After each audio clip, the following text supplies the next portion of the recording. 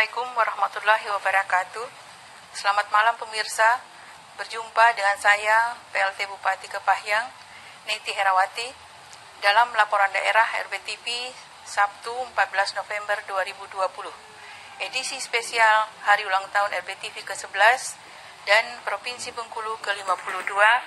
Inilah laporan daerah selengkapnya.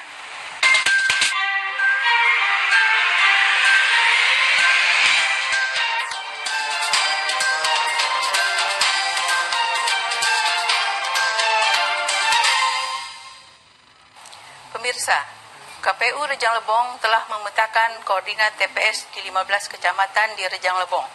Hasilnya, 15 titik TPS masuk dalam kategori sulit karena lokasi hanya bisa ditempuh kendaraan roda 2 khusus. Pemetaan titik koordinat penempatan TPS di 15 kecamatan seluruh wilayah Bumi 4 Petulai telah dilakukan KPU Rejang Lebong. Hasilnya, dalam pemetaan tersebut ada 15 TPS di wilayah Kecamatan Kota Padang, Padang Ula Tanding, Sindang Beliti Ulu, Sindang Beliti Ilir, Kota Padang, dan Kecamatan Sindang Dataran masuk TPS sulit. Komisioner KPU Rejang Lebong Divisi Perencanaan dan Data, Luciana menyampaikan, 15 TPS tersebut hanya bisa diakses menggunakan kendaraan khusus seperti motor yang sudah dimodifikasi. Kami dapatkan dari PPK, memang mereka memantau langsung ke lapangan itu ada 15 titik. 15 titik itu diantaranya ada di kecamatan mana aja? Kecamatan Binduriang, Kota Padang, Sindang Beliti Ulu, Padang Ula Tanding, Sindang Dataran, dan SBI. Itu kondisi jalan? Kondisi jalan yang jelek dan jauh. Dengan mempertimbangkan kesulitan dari 15 TPS tersebut, Lucy menyebut saat ini pihaknya masih mengkaji untuk suplai logistik apakah harus dilakukan H-2 sebelum pencoblosan atau menggunakan formula lain agar tidak ada hambatan pada pencoblosan yang dilakukan serentak pada 9 Desember mendatang. Niko Relius, RBTV melaporkan.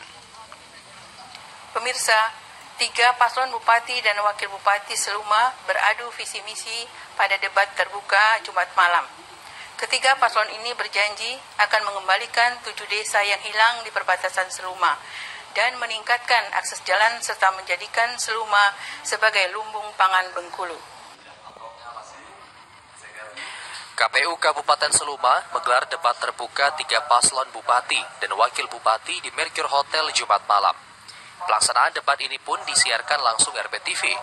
Ketua KPU berharap melalui debat ini, masyarakat Seluma bisa memilih pasangan yang bisa memimpin Kabupaten Seluma.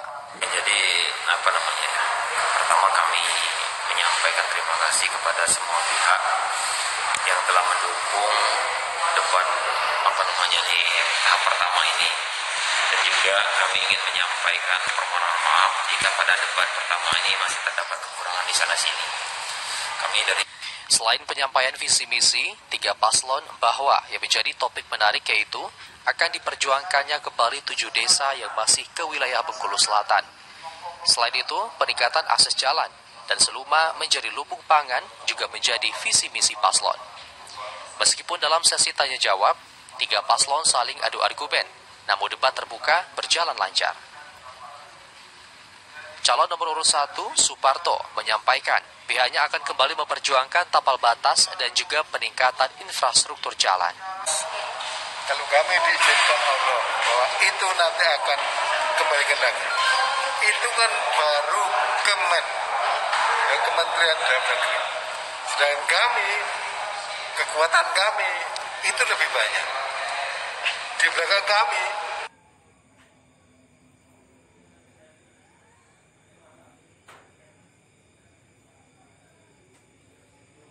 Masyarakat Kabupaten Seluma Jumat malam sangat antusias menyaksikan debat publik calon kepala daerah yang disiarkan langsung oleh RBTV.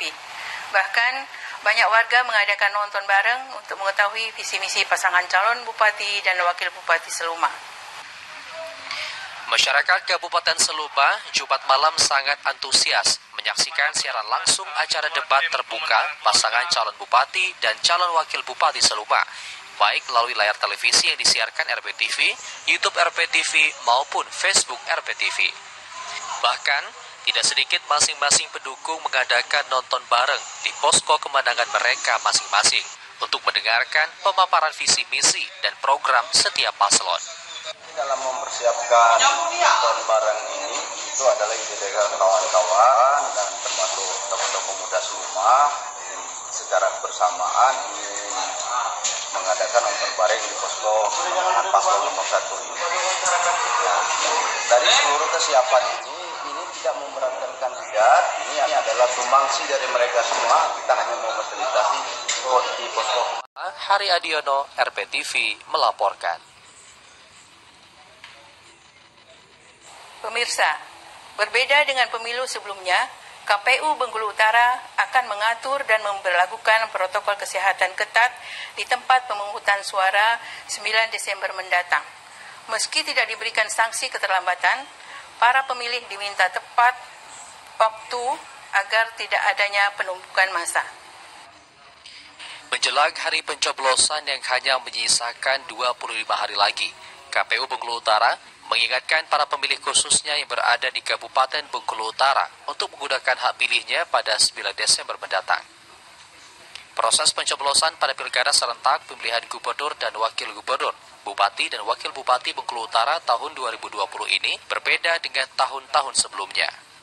Setidaknya ada 12 poin yang berbeda dengan pemilihan sebelumnya. Di antaranya, jumlah pemilih TPS maksimal berjumlah 500 orang, kedatangan pemilih diatur sesuai jadwal yang akan diberikan pihak panitia. Petugas KPPS harus dalam kondisi sehat dan sudah mengikuti rapid test.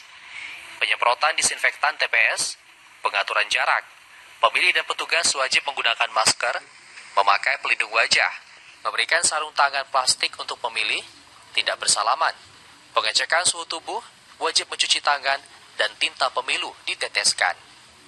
Meski tidak ada sanksi keterlambatan, anggota KPU Bengkulu Utara, Andi Perwira, juga mengharapkan para pemilih dapat mentaati waktu saat RBTV melaporkan. Pemirsa, Dinas PMD Bengkulu Tengah merilis dari total 142 desa, sebanyak 82 desa diantaranya telah menerima pencairan dana desa sebanyak 3 tahap. Sementara itu, 60 desa lainnya masih melengkapi berkas. Kurang 2 bulan lagi tutup tahun, sebanyak 82 desa di Bengkulu Tengah diketahui telah menerima dana desa hingga 3 tahap, hingga sudah mulai menjalankan kegiatan seperti pembangunan fisik. Begitu juga dengan penyaluran bantuan langsung tunai dari dana desa untuk tahap 4 hingga tahap 6. Walau tidak dilarang melaksanakan pembangunan fisik pada pencairan dana desa tahap 3, akan tetapi hanya beberapa desa saja yang menganggarkannya mengingat keterbatasan anggaran mayoritas desa. Pembangunan fisik lebih kepada perbaikan, seperti perbaikan jembatan desa yang putus hingga gorong-gorong rusak, melaporkan. Muscap IBI keempat, Bidan Wida Haryati, jabat Ketua Cabang IBI Kabupaten Seruma. Informasinya sesaat lagi.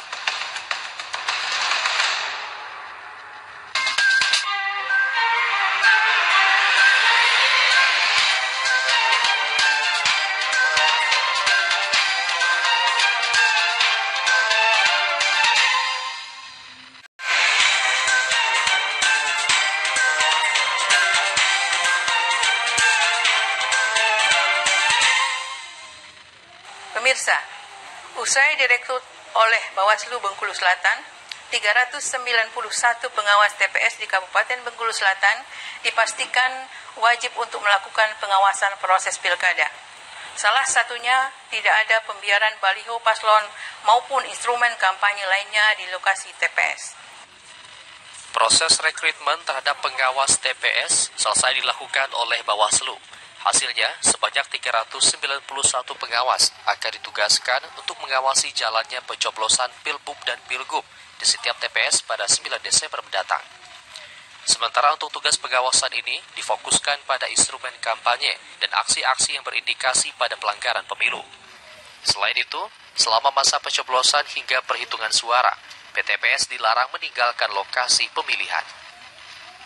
Ketua Komisioner Bawaslu Bengkulu Selatan, Aziz Digusti menjelaskan, untuk pengumuman masing-masing peserta yang dinyatakan lolos bisa diakses melalui kantor desa dan sekretariat Panwascam. Pak, izin Pak, untuk informasi pengumuman kelulusan Pemirsa, Jumat sore, Satgas Penanganan COVID-19 Kabupaten Kepahyang kembali mengumumkan penambahan 7 kasus positif COVID-19. Guna mencegah penyebaran virus, Kepala Dinas Kesehatan menyatakan akan melakukan pemetaan. Pasca ada peningkatan jumlah kasus terpapar COVID-19, Satuan Tugas Penanganan COVID-19 Kabupaten Kepahyang mengumumkan akan melakukan pemetaan terkait wilayah bahaya penyebaran virus COVID-19 di Bumei Sehasen.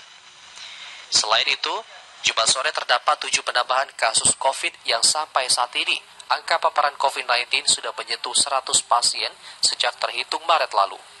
Kepala Dinas Kesehatan Kabupaten Kepahyang, Tajri Fauzan menyampaikan, penyebaran COVID-19 di Kepahyang sudah bukan lagi terpapar dari luar, namun sudah membentuk transmisi lokal sehingga dianggap penting melakukan pemetaan baik dari masyarakat umum maupun garda penanganan serta pencegahan COVID, yakni TNI Polri serta tenaga kesehatan.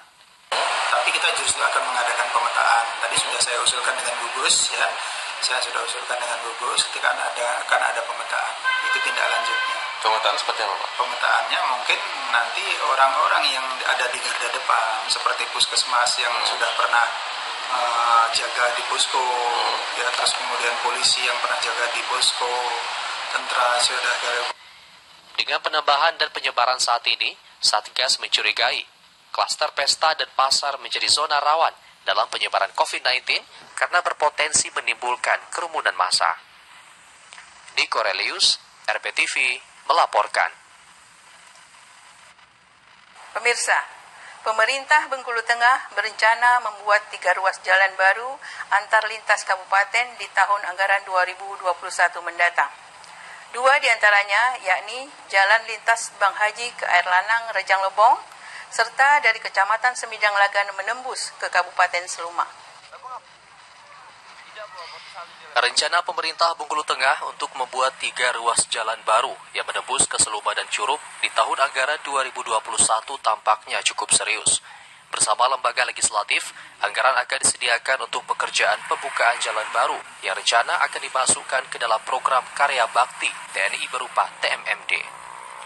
Wakil Ketua 2 DPRD Bengkulu Tengah, Evi Susanti, yang masuk dalam tim menjelaskan, ruas jalan baru yakni dari Kecamatan Bang Haji menembus Air Lanang Rejang Lebong, lalu dari Kecamatan Semidang Lagan menembus Kabupaten Seluma, serta 1 titik lagi masih dibahas untuk di Kecamatan Pondok Kelapa dengan total panjang 18 km. Bang Haji Air Lanang hari ini tim Kodim mengukur untuk lokasi sampai ke HL, ya. Dan mudah-mudahan ini akan masuk jadi karya bakti termasuk desa Semidang Lagan.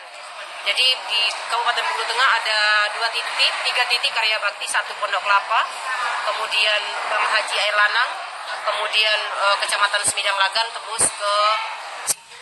Jika memang terrealisasi, maka warga beberapa kecamatan pedalaman di Bengkulu Tengah tidak perlu memutar ke Liku 9 Taba Penanjung sampai ke Pahyang untuk sampai ke tujuan ke Kota Curup Rejang Lebong. Jalan lintas Bang Haji hingga Air Ladang Rejang Lebong lebih singkat waktu yang harus dilalui.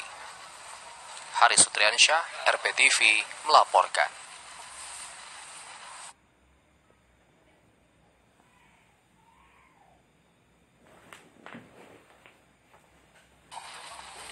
Pemirsa, untuk menjaga netralitas Polri dalam Pilkada serentak tahun 2020